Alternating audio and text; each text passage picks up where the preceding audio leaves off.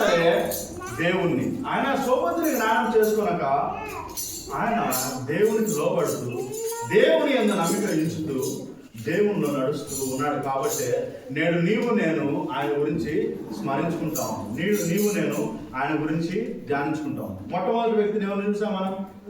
గట్టి చెప్పాలి, గట్టిగా. రెండో వ్యక్తి అబ్రహాం. మూడో వ్యక్తిని మనం చూద్దాం. నిర్గమాకాండము 3వ అధ్యాయము 11-12. Exodus chapter 3 verses 11-12. నిర్గమాకాండము 3వ అధ్యాయము వచనములు 11-12.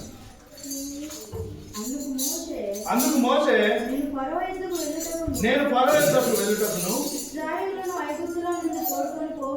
ఇశ్రాయేలును ఐగుప్తులో నుండి తోడుకొని పోవుటకును ఎంతటి వాడనని దేవుడుతో అడగగా ఆయన నిశ్చయంగా నేను నీకు తోడై ఉన్నాను. హల్లెలూయా. ఇదో మూడో వ్యక్తిని మనం చూస్తా ఉన్నాం. ఎవరంట? మోషే. ఇదిగో ఒక సామ్రాజ్యాన్ని ఏర్పరచుకొని ఫరో పరిపాలిస్తా ఉన్నాడు. ఆయన జోలికి పోవడానికి నేను ఎంతటి వాడనని దేవుణ్ణి ప్రశ్నిస్తా ఉన్నప్పుడు దేవుడు చెప్తా ఉన్నాను, నేను నీకు తోడై. మోషే దేవుడు పిలుపుని అందినప్పుడు ఆయన సొంతంగా ఏం ప్లాన్ వేయలే. ఇదిగో నేను పలానా తేదీ వెళ్ళి ఫరోని సంహరించాలి, నేను పలానా తేదీ వెళ్ళి వాళ్ళ రాజ్యాన్ని నాశనం చేయాలి అని చెప్పి ఫరో సొంతంగా ఎప్పుడు వెళ్ళాలి. సొంతంగా ఎప్పుడు ఆయన ప్లాన్ వేసుకోలేదు. ఆయన చెప్తున్నటువంటి మాట, నేను నా వల్ల కాదయ్యా, ఏదన్నా నువ్వే చేయాలి చెప్తున్నటువంటి మాట మళ్ళీ చదువుతున్నాం అక్కడ. అందుకు మోషే నేను ఫరో యొద్దకు వెళ్ళుటకును ఇశ్రాయేలును ఐగుప్తులో నుండి తోడుకొని పోవుటకు ఎంతటి వాడనని దేవుడు అనగా ఆయన నిశ్చయముగా నేను నీకు తోడైందును, నేను నిన్ను పంపించినాను, ఇది నీకు సూచన చెప్తా ఉన్నాడు. నేను ఎంతటి వాడని ప్రభు అంటాను అన్నప్పుడు స్వయాన దేవుడు పలుకుతా ఉన్నటువంటి మాట, నేను నీకు తోడుగా నిశ్చయంగా నేను నీకు తోడుగా ఉంటాను, ఎల్లవేళలుగా నీకు తోడుగా ఉంటాను. మనం ఎప్పుడు మన సొంత జ్ఞానంతో మన సొంత బుద్ధితో మనం ఏది సాధించదు. ఒక పాపం విషయంలోంచి బయటకు రావాలనుకుంటామా, నీ సొంత జ్ఞానంతో నీవు పోలేవు. నువ్వు ఇక్కడ చెప్తా ఉన్నటువంటి మాట, మోషే యుద్ధానికి వెళ్ళక ముందు నేను ఎంతటి వాడను ప్రభు నేను చేయగలను అన్నప్పుడు దేవుడు అంటున్నటువంటి మాట, నేను నిశ్చయంగా నీకు తోడుగా ఉంటాను.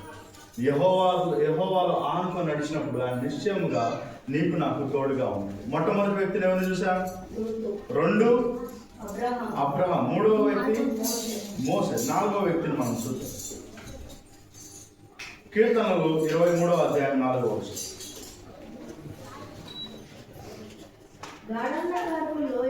గాఢాంధకారపు లోయలలో నేను సంచరించినను ఏ అపాయమునకు భయపడను, నీవు నాకు తోడయుండు, నీ దుడ్డుగారయు. ఇక్కడ దావీదును మనం చూస్తా ఉన్నాము. దావీదుకు ఒక గొప్ప పేరు కలదు, హృదయానుసారుడు, దేవుణ్ణి ఆనుకొని నడిచినటువంటి వ్యక్తి. దావీదు ఎలాంటి వ్యక్తి అని అంటే, చిన్న వయసులోనే ఫిలిస్తీన్లు యుద్ధం జరుగుతూ ఉన్నప్పుడు వాళ్ళకు ఒక సవాల్ ఇస్తాడు. ఇదిగో నేను ఒక్కనే వస్తా, నా దేవుడు నాకు తోడుగా ఉంటాడు అని చెప్పి.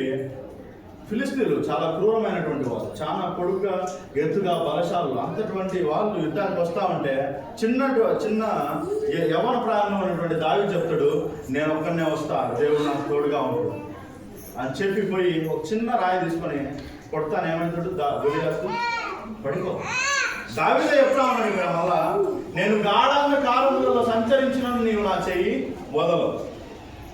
దావీదును అనేక మందిని చంపడానికి వస్తా ఉన్నప్పుడు ఆయన గృహాలలోకి వెళ్ళిపోతుంది, మొత్తం చీకటి, ఎటు వెళ్తున్నాడు ఆయన గమ్యం తెలియదు.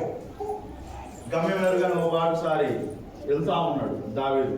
వెళ్తా ఉన్నప్పుడు అక్కడ దావీదు పలుకున్నటువంటి మాట మళ్ళీ ఒకసారి చదువుతారా? 4వ వచనం. గాఢాంధకార లోయలలో నేను సంచరించినను ఏ అపాయమునకు నేను భయపడను, ఎందుకనంటే నా దేవుడు నాకు తోడుగా ఉన్నాడు. ఆయన సొంత ఆలోచనతో ఆయన వెళ్ళలేదు ఎప్పుడు ఆయన జీవితంలో. దేవుడు నడిపించాడు, దేవుడు అతన్ని కాపాడుతూ వచ్చాడు.